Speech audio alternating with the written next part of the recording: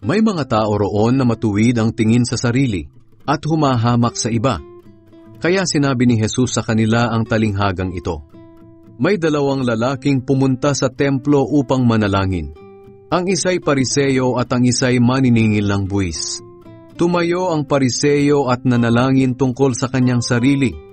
Sinabi niya, O Diyos, nagpapasalamat ako sa inyo dahil hindi ako katulad ng iba na magnanakaw, mandaraya at mga ngalunya o katulad ng maniningil ng buwis na iyon. 2 beses akong nag-aayuno sa isang linggo at nagbibigay ako ng 10 ng lahat ng kinikita ko. Ang maniningil naman ng buwis ay nakatayo sa malayo at hindi man lang makatingala sa langit. Dinadagukan niya ang kanyang dibdib at sinasabi, Diyos ko, mahabag po kayo sa akin na isang makasalanan. Sinasabi ko sa inyo na ang maniningil ng buwis na iyon ay umuwing itinuring ng matuwid ng Diyos, ngunit ang Pariseo ay hindi. Sapagkat ang nagpapakataas ng kanyang sarili ay ibababa, at ang nagpapakababa ay itataas.